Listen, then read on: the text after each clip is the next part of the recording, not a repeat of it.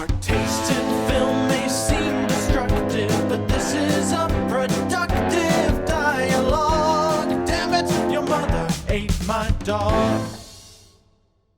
Cool. Well, how are you? I'm doing all right. How are you? I can't complain. It's been a while since we've spoken. Yeah, it's been 2 weeks. 2 weeks. It does seem like longer for sure. Yeah. Well, do you have like stuff you want to talk about, or? Yeah, I got lots to talk about. Hey, everybody! Welcome back to the podcast. Yay! Josh and Jesse, your mother ate my dog. Your brother ate my dog. Well, I said your mother, but your brother ate my dog is could be our spinoff. We review. What would we review? Reality TV. Ooh. Mm-hmm. Interesting. Did you like the new music that you just heard? The new theme song? I loved it. That's good. It works out well, Wonderful. yes. Yeah, very wonderful. So yeah, it's been 2 weeks since we've recorded. Do you remember the last movie that we recorded and talked about? Of course I do. I actually don't. Howl's Moving Castle. That's Oh, yeah. How long ago it was? 2 weeks. I apologize. My fault. But Entirely your fault. We don't play the blame game for that. But 2 weeks, so many things have happened. So many things. In the 2 weeks, including that new theme song thing that you didn't just hear, but everybody else heard. Yeah. Which is a good segue for a new segment. Oh, another new segment?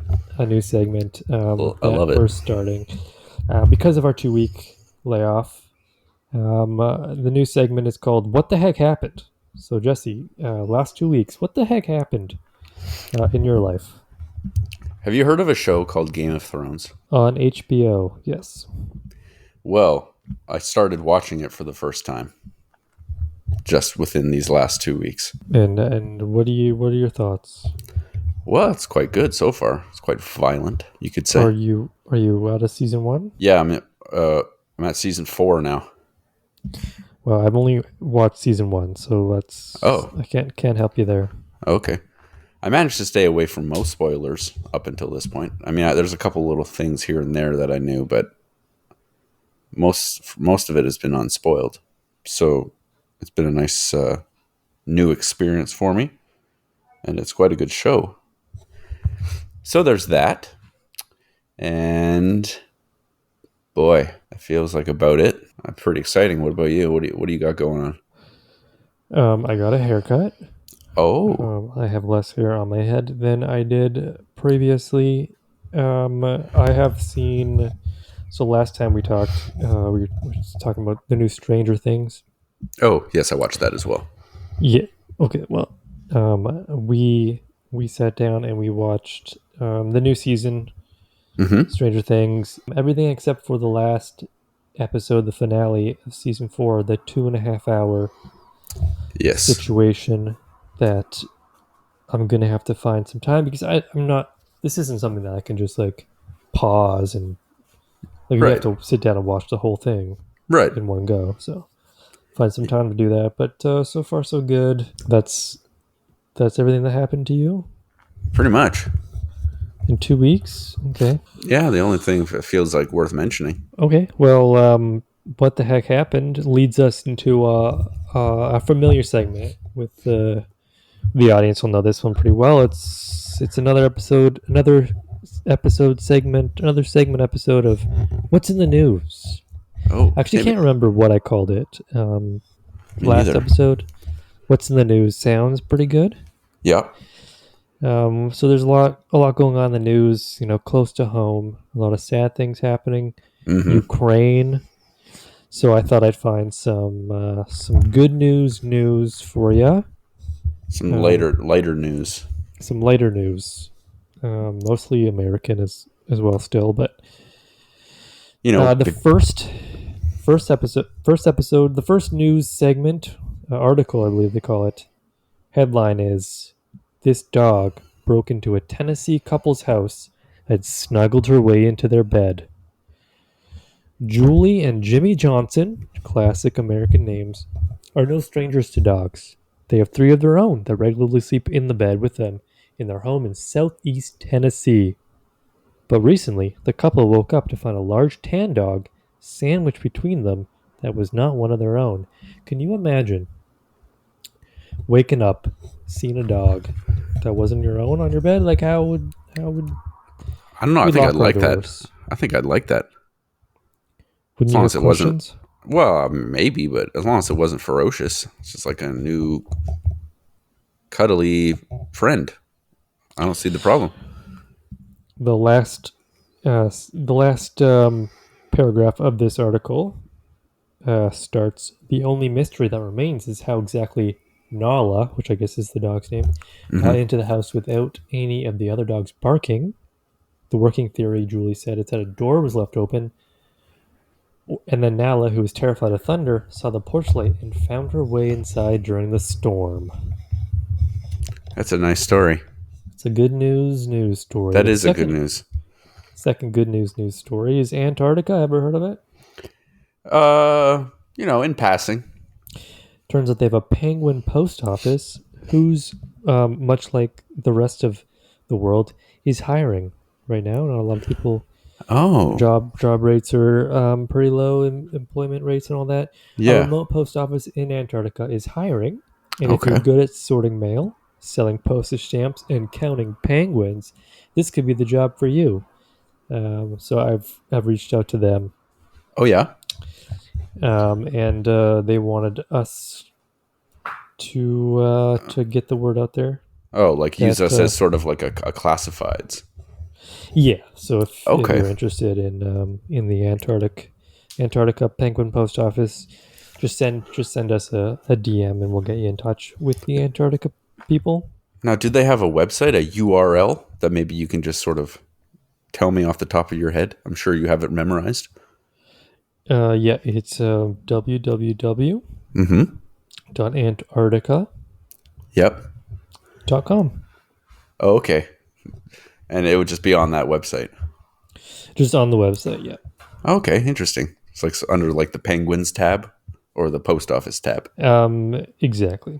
Okay. And then okay, great. The last article, good news article. Turns out, I'm just looking at this for the first time, is from April 25th, 2021. So a bit slow, a little outdated. A little outdated. Title of this article is Just Joshin, Mighty 4-year-old wins wild noodle bashing battle of hundreds of Joshes. I don't know if you know anything about what. Yep. I know something about a Josh, and I know something about this Josh, the one I'm talking to. And I have a feeling you just went to the search bar of whatever site you're currently on and wrote Josh. Now, can you confirm that? No, that's not how it happened. Well, so there's this battle of Joshes every year, I guess, somewhere that you're well acquainted with. Well, I share a name, certainly, and a 4-year-old won it. Big noodle fight in a field or something. A noodle fight in a field, right? 4-year-old Josh wins. Very adorable. Everything is good. That's been your what's in the news. Great. Good news break of the week. Good news break of the week. We all need a good news break. Yeah, here and there, especially about Antarctic penguins and rogue dogs. We're all looking for jobs. We are, aren't we? Except those of us employed in jobs that we like. Any segments you want to talk about? I think I might have one for the end. Okay. But at the present, no, I do not. Okay. Well, then I'll get into the third segment. Another fan friendly. A lot of people who listen to the podcast know and look forward to this segment. We're talking about the follower of the week. Oh, thank goodness. Follower of the week segment. You may not know this, but July is International Women Month. Mm-hmm. And so I wanted to reach out to our women followers and just get them some recognition. Well, yeah, deservedly so. Not a whole lot of women follow us, but Yeah, there's a couple, but you really gotta, be purposefully looking, I suppose. But they're there. I would like to name, unless you have. Did you have a follower of the week? No. You man that ship. Our follower of the week this week is Lisa underscore the underscore Impala. Lisa the Impala. This is actually, by looking at this now, it looks like it's a man's car. It's just, this is an Instagram account for a man's 1964 four-door Impala. I see that he's named Lisa. Who they named Lisa, yeah. Project car that will hopefully be finished one day. This will show the progress. Okay. And how is the car progressing? Lisa, if you will. Not a lot of car pictures. Okay. Actually. That's a little misleading. Yeah. Just the last picture is two dudes standing in front of a car. Lisa, perhaps? Perhaps Lisa, yeah. And then the picture before that is looks like it's a North Carolina license plate. But they're just gassed, paid $62.04 and gassed. Gassed them up. It looks like you liked one of their pictures. They put a picture of a machete. They went to like a store to buy some machete, and then asked, "Do I need this in my '67 Impala?" And then you liked. I liked that one. I mean, who wouldn't? And then they followed us. So Lisa the Impala, our first car follower of the week. Yes, thank you, and a very successful segment yet again. Yeah, it's good to get it out of the way now. We can focus on what's really important, which is the fourth segment of the podcast, and that's the movie of the week. Yes, the main sort of substance of our podcast, if you will. So this is episode 22 of the podcast, Your Mother Ate My Dog. I'm Josh, he's Jesse. I am. The movie of the week this week, a Ryan Gosling project, Lars and the Real Girl, one of his lesser known movies. This was a Josh pick. What did you think of Lars and the Real Girl? Well, I gotta say you picked a real good one. And a real girl one. A real girl one. Get it? Yeah, no, I've really liked this one in a lot of ways. It was top notch. Did you enjoy it as much as you think I enjoyed it? Well, yeah, I enjoyed the movie for sure. What were your initial thoughts when you realized what you were going to get yourself into? Well, the first thing I noticed was a few actors in a role that maybe you wouldn't expect them to be.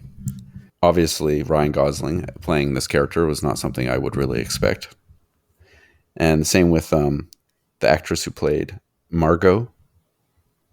She's been in other things. I don't really think this is her sort of normal acting performance. But it really worked, I think. They did an excellent job. The acting in this film was like top notch, I thought. Wow, top notch acting, huh? Acting was certainly the highest score I gave it to, so we're on the same page. A nice little rare. Yeah, see, the problem with this is that I watched this movie a week and a half ago. Yeah, I watched it also a week and a half ago. And a Saturday night sit down movie. Really enjoyed the movie. It's going to get a pretty decent score. But I had to kind of go back and do more research and remember exactly why I like the movie. The movie is about Ryan Gosling and a real doll who he buys online and thinks is a real woman named Bianca, and it's nice to see that the town gets behind their relationship, and really embraces it. A good Canadian movie. Yes, very Canadian. Did you ever watch Schitt's Creek? No. Well, Usually, if you like thinking of a show and then you say to me, "Did you ever watch?" and then insert show, there's like a 95% chance I'll say no. yeah, that's like an iconic Canadian show. Yeah. Anyways, there was an actress in there that who's in that show? Was in Schitt's Creek, yeah, but it doesn't matter because you didn't watch it. No. Well, luckily for me, I took a lot of notes while I was watching this film, so a lot of it is coming back to me as I reread these notes. And I thought, I guess a main note that I had is like the seriousness of the themes in this film, despite the outward appearance, I guess. Like if you just heard about what this film was about, you might think it was a comedy. I would say this is not really a comedy. I don't know if it's touted as one. Is it like, if you look it up, does it say, comedy/drama? I assume it is what it says. I found myself laughing at things that he was doing. I don't know if they were supposed to come off as funny, or I was just being rude, but it's a comedy drama. Yeah, I mean, there are funny moments, but I think it's more drama than comedy. But there are definitely some like cute and funny things that do happen that I also laughed at. But it was more like a smile, like, oh, that's really nice. And then, like, I wasn't really laughing, at anyone or anything like that. No, it was the humor for me was mostly how Ryan Gosling's character Lars, a lot of Swedish names in this, how he interacted with other people. So like totally. him, like one of the first scenes, he got a flower from somebody, from a churchgoer, and then Margot, they're in a parking lot, and Margot like wants to talk to him, and he grabs the flower and throws it away. Just thought it was a funny moment. Just and then like how he interacted with his brother and sister-in-law as well. In some scenes was funny, and how they interacted with Bianca. Totally. Yeah, like the awkward moments were, I think they worked so well because they were acted so well. Like it was all believable, and that's what made it so funny. Yeah, and like I was just gonna say kind of what you said. Like it could have easily been a totally different film with the subject matter, that they could have gone in a different direction, but they somehow made it very sincere. Yeah, like incredibly sincere, and that's what makes this movie so like. There's something about it. It's a lot of sincerity, and yeah, like I even put in some of my notes, like I'm glad there wasn't a scene where he gets bullied for what he's doing. Like, I mean, sure, there is some moments with his brother where his brother's like really apprehensive to, I guess, go along with it, But there isn't like a scene where, say, he's out with Bianca at the mall and some kids come up to him and start bullying him. Like you can picture that scene being in this film, but it wasn't, and I'm glad it wasn't. Yeah, like the closest they got to was probably when they were all sitting around in a circle and just kind of wondering how they were going to handle it, like how they're going to react to having this new person in their lives. Yeah, and like you were saying, there was the town was so like willing to accept Lars and what he was going through, because like while people people were obviously apprehensive, but there was so much heart. Everyone had so much heart, like even the small characters. I don't know, they were just so heartfelt, and it gave the film as a whole so much heart, and it was heartwarming to see everyone really support Lars, someone that they really loved.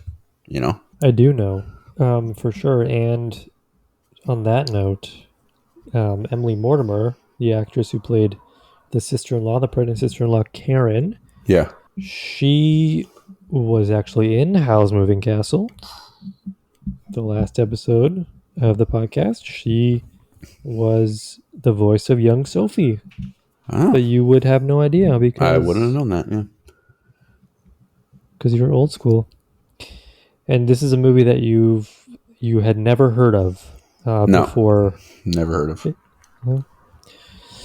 Well, there's one aspect of this film that I really loved. And I mean, there's very little that I didn't like about this movie, but something that I especially loved was the relationship between Lars and Margot. You know, the one that was sort of happening a little when Lars was, you know, with Bianca, but you could really see start to blossom, and you could see Lars going through a change. Mm-hmm.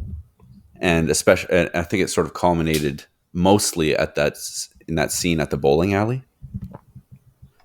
And it was just like such a believable scene and such amazing acting between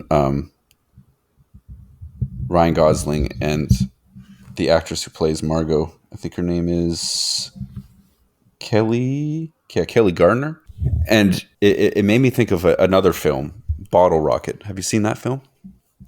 No, but that's probably a movie that I would like to see at some point. It is a fantastic film.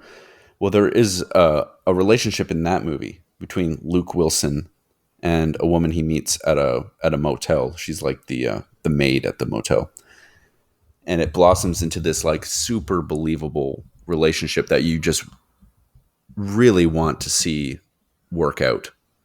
Like, and it's just, you can tell that they're perfect for each other, even though it's just a film. Like, you just forget all about that. It's like that could be a real relationship. And up until this point, watching this film, I was like, that's my favorite. I think my favorite relationship I've seen on film was that one in Bottle Rocket. They had such a good chemistry. And it was filled with very similar things that were in this film, which was like the real life awkwardness that you might get on when maybe you're first falling in love, starting to date somebody. And yeah, it was just so believable. And when I came to this film, it just nailed it the exact same way. I don't know what it was like exactly, but just that it was just perfectly acted, I thought. So it's safe to see that this movie exceeded your expectations? Yes, we can definitely say that. And yeah, if I were to sort of dissect somebody's performance in particular, if I was just to look at Ryan Gosling, he was like somehow made for a role like this. Like, he plays that awkward, antisocial person just so well. Like, one of the best performances I've seen, maybe period, like through any film. Like, there was nothing I didn't like about his performance. And even those little, he would respond to a lot of people with just by saying okay. But the way that he delivered that line, okay, it was just amazingly done. I don't know. Like, it was funny and just real. I don't know. I wonder if he's done more, like a similar thing, character in any other movie. I don't know. I'd be interested to find out. Because he's only a few years removed from doing The Notebook at this point. So relatively new in the acting game, and yeah, he does a good job. Yeah, and it was like, and there's a diversity in his performance as well. Like, being that super introverted, awkward person who is very relatable. Like, there was a lot of moments where he was being accosted by his brother and his wife, like, to come and spend time with them and all that. And it was just so relatable, like how sometimes you want to be antisocial and not spend time with people. And I was just like, yeah, I can totally see where he's coming from. But then which was funny in its own way, but yeah, super believable. But also when it got to like serious moments, when he's sort of dissecting the troubles he's been having, with the death of his father and his mother, and talking to his family doctor about it, and speaking about death and how it affects you and stuff. Like that was a big theme in this film was death, and that too was done quite well, I thought. How does the family doctor have that much time to spend on just hanging out with him and trying to dissect him? That is a good point. It does seem like a relatively small town. So, I mean, maybe it's a bit of a plot hole, but I never thought of that really. Do you think it was a little out of character for Ryan Gosling to buy a sex doll online? Was it out of character? Well, from what we saw at the beginning of the movie. Yeah. To all of a sudden because when the coworker brought it up, he didn't seem interested in it, and then like 6 weeks later, we flash forward and he has a box in his house. Right. Well, I thought it was believable. Like I could see that him going that direction. I'm like, he's so antisocial, he doesn't want human interaction, but he sees human interaction, like the relationship with his brother and his brother's wife have together, and you can tell like he wants that, but without the possibility of hurt, I suppose. Like he's lost so much, and it just so happened his coworker brings up these sex dolls, and I think he just latches on. Like maybe it could have been he was walking past a storefront and saw a mannequin, and this film is about him falling in love with a mannequin and not a sex doll. But I think that's just kind of the way the writers chose to do it, maybe for the little added comedic effect. But there's a sadness in that too. Like when you think of sex dolls, and I mean, when I think of that and people who use them, I don't know, there is an essence of sadness in that. And so maybe that's something they're trying to add to it. I don't know. This film was nominated for 1 Oscar. Mm-hmm. Best Original Screenplay. Yeah. It lost to Juno. Oh, yeah. That's fair. In a way, this film, well, maybe it's not similar. It's not really that similar, but I guess they have sort of a similar vibe. Both Canadian? Both Canadian, like in a sort of awkward love. There's some similarities. Ryan Gosling was nominated for a Golden Globe Award for Best Actor. Mm-hmm. Nominated for a few different Best Actors at certain award ceremonies, like the Critics' Choice Awards and the Writers, the Screen Actors Guild Awards. Yeah. He never won. He won a Best Actor Satellite Award. That seems Canadian, right? But so he was. People saw that how good of a performance he had. Yeah. Budget for this movie $12.5 million. Box office $11.3 million. This movie did not do well, but it still had 81% on Rotten Tomatoes. So it's one of those movies where it didn't do well at the beginning, but obviously there's some love for it, and it was a good movie. Yeah, it's not really a film you'd hear about and go, okay, I need to go to the theaters and watch this. Like you can see how it would sort of fly under the radar a little. Most definitely. It also exceeded my expectations, even though I kind of knew going in it was a movie about Ryan Gosling and a woman named Bianca. And yeah, it was definitely different than what I thought it was going to be. Yeah. I thought Ryan Gosling did a wonderful job. I thought every single person in this film did a good job, except for maybe one performance that I'll mention when we get to scores. But the acting just very, very good. I'm going to ask you one thing before we get to that. Okay. Question. Here comes the segment. The question. Okay. Yep. Segment 5. Okay. So if, say, your loved one, a friend, whether that be a friend or a brother or what have you, had the same thing happen to them that happened to Lars, would you be supportive of them? Like in the way that you saw everyone in the town being supportive of Lars, do you feel as though you would do the same thing? I mean, this is a podcast, a public podcast where people could listen to it. And so if I said no, if I was like, no, I'd be very unsupportive. That's not a good look. So even if the answer is yes, right? It's a hard question, but I would say no. You would say no? Well, no. Obviously, you love the person and you want what's best for them and for them to be okay. So I think I would handle it similarly. Yeah. But I think that's a quality of a good film, to sort of put yourself in. You can see yourself putting yourself into that same scenario and how it would work for you as well. Like, I don't know. It made me think, as good films make you do, I think. Well, you're welcome. Yes, thank you. Yeah, we can get into scores. I don't think there's too much more on my notes that I would want to talk about. Okay, well, we've already done expectation.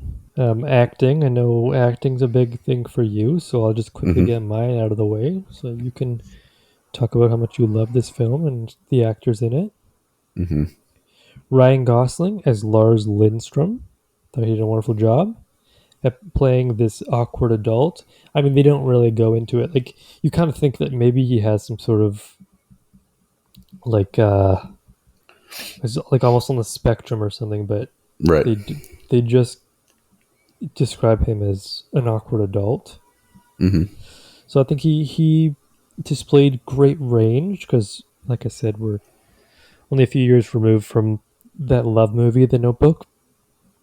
Yeah. Emily Mortimer as Karen Lindstrom. I thought this performance was pretty good, much better than her voice performance as young Sophie. Paul Schneider as Gus Lindstrom. I thought he did well at playing like almost the villain brother, right? But he had a nice turn, a nice character development. Kelly Garner as Margot. I really liked Margot and what she brought to the film, and I think it would have been a worse film if she wasn't in it. Totally. Patricia Clarkson as the doctor. She was fine. Yeah. I thought everybody did a great job. I gave it an 8 out of 10.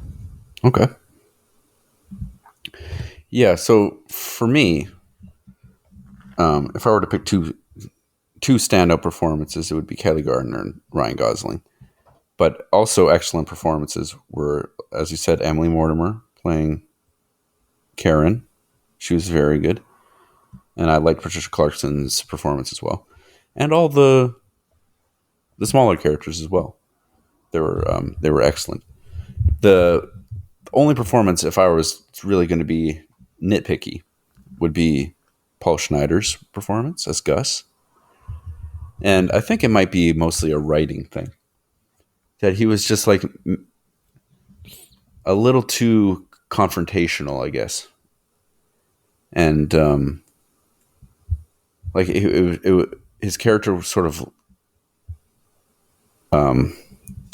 leaned itself a little too hard into being like the apprehension about Lars's situation, I guess, and the way that he acted those scenes where he's being confrontational and really resistant was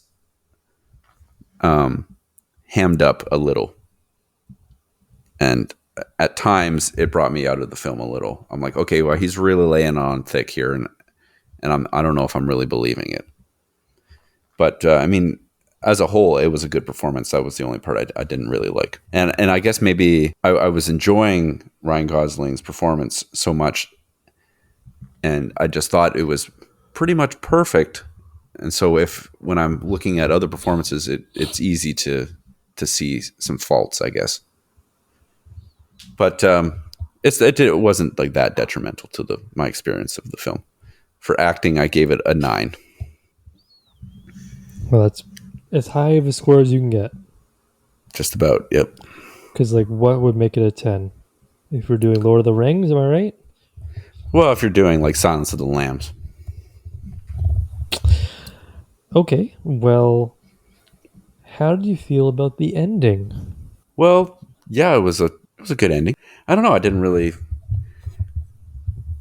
It was hard for me to, like, sort of... what's the word I'm looking for? Oh boy, like section off the ending, like just put it by itself. It was just like I sort of just saw this film as a whole, and I wasn't really thinking of any one part as being the ending. But yeah, I mean, the ending was at the cemetery, I suppose, right? Yeah, I started at the funeral. The funeral, yeah. No, it was nice. It was like, I mean, I expected that's kind of how it would go, but that's exactly like, this is a film like I wanted it to end the way I was thinking that I wanted it to. I didn't really want to be hit with something out of left field or anything. It wasn't like a strange film where anything can happen. It was just one that it was a feel-good movie, and it ended in a very feel-good way. It really delivered in that sense. So, yeah, no, ending like a 9 or a 10. I don't know. Nothing wrong with the ending. I liked it. Well, 10 out of 10 ending? That was a perfect ending for you? I think so. I know. I think it ended, and I may have audibly said like "wow" or "whoa" or something like that. I don't know. I can't remember. Wacky. Okay, that's Yeah, interesting. I said wacky. That's what I said. This is going to be... Sounds like this is going to be a Jesse rates the movie higher than Josh again, 2 in a row. Oh, yeah, it will be. The fact that the town had a whole funeral for Bianca, this not real doll, kind of summed up the whole movie, kind of where they wanted to go with it, and just how supportive this whole thing is. Just a feel-good movie, feel-good ending. I give it a 7.5. I don't know why. I just thought that it ended how it kind of was supposed to end. I don't know what it could have done for me to give it a better ending. Which is always going to be like a 7.5 or an 8. Yeah. So I gave it 7.5. I'm happy for Lars and Margot. Totally. You may think, oh, they just agreed to go for a walk. That's not very big, but that's huge for Lars and the relationship, because basically he killed off Bianca for Margot without him probably really even realizing it. Yeah. My score to 10. I gave it a 7.5 out of 10. This is your overall score? My overall score to 10. Okay. Just to get it out of the way so that we can just end this on a feel-good Jesse moment. Feel-good Jesse moment. Well, that's what I mean. I will leave you. I have nothing further to say about why it's 7.5 out of 10. Okay. But I will leave you with my one bit of trivia for the movie. Okay, hit me with it. To help Ryan Gosling stay in character, Bianca was treated like an actual human. She was dressed privately in her own trailer and was only present for scenes she was in. Oh, interesting. She also had a bunch of different faces. I don't know if you noticed, but like the first face she started was very heavily make-upped. A lot of makeup on her face. And then towards the end, she was looking a little more green as she was sicker. Oh, I did not notice that. Maybe on the second watch. I'm sure this will be a film I'll watch again. 7.5 out of 10. Fair enough. Now, and I'm not mad at that score. I think that's a totally fair score. And so I don't want to. I feel like I'm overanalyzing this film. Maybe I'm not, or I'm giving into my own bias because I like the film, and then I'm like trying to hype myself up. So I don't want to like pretend like I'm like this.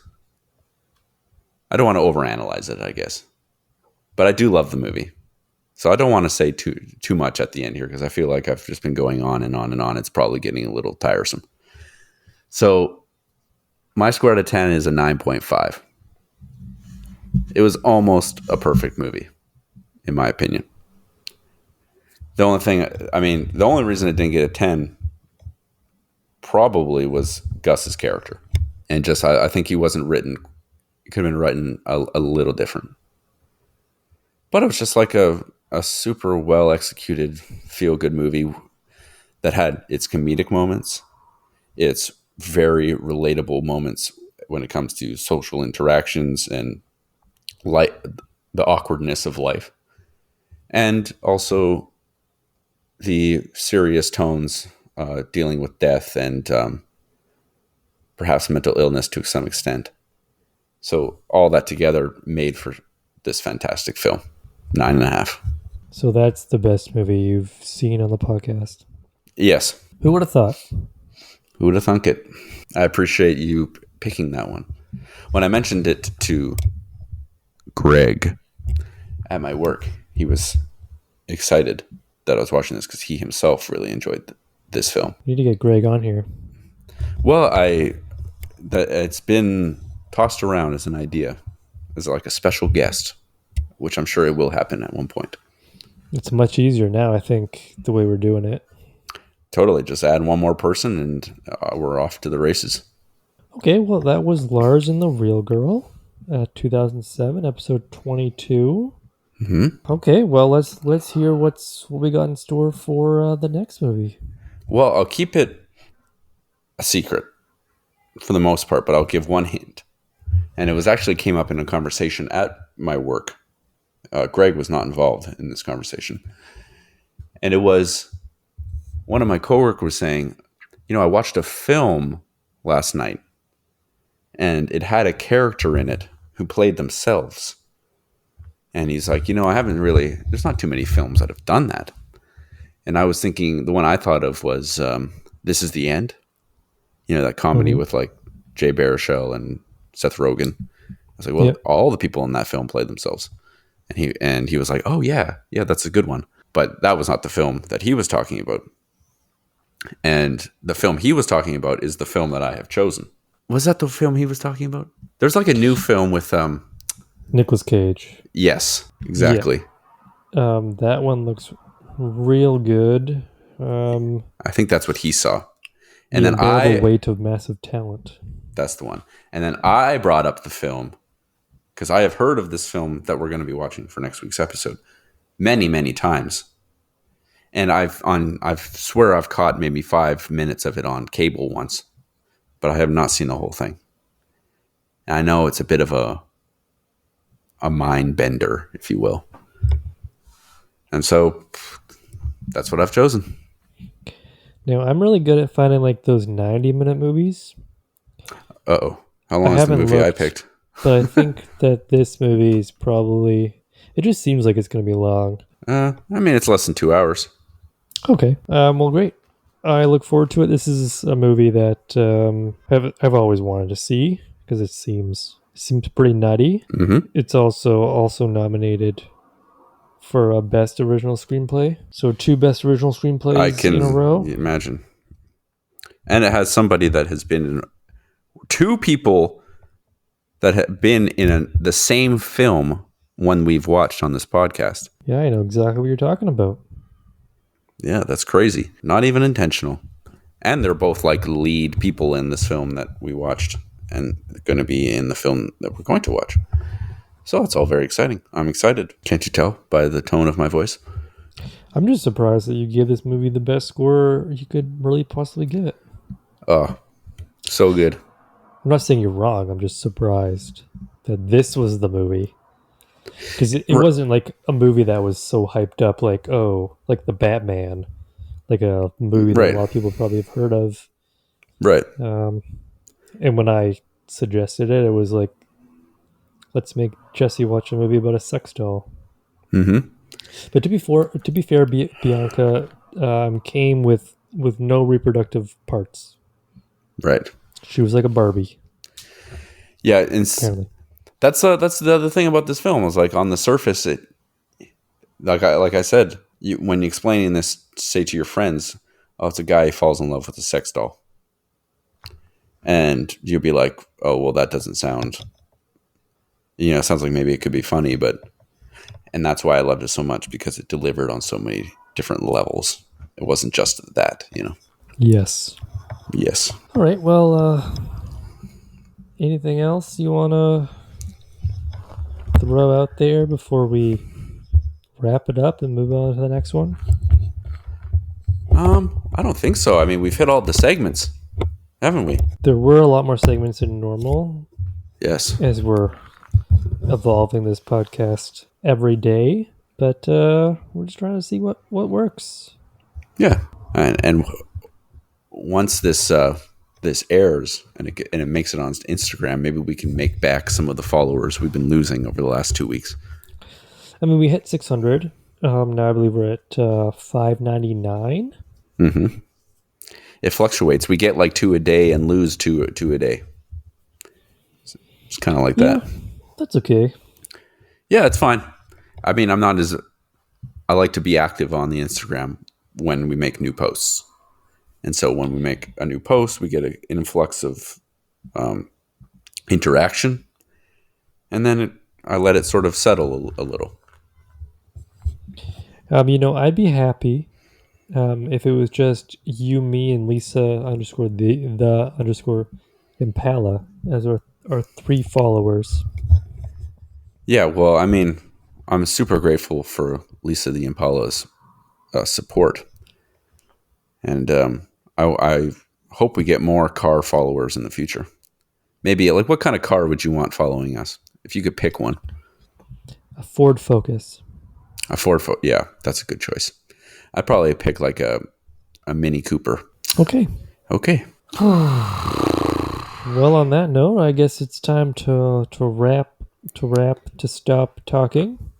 Yep, we should just stop it. Okay. I'll see you later. Okay, bye. Okay, bye-bye.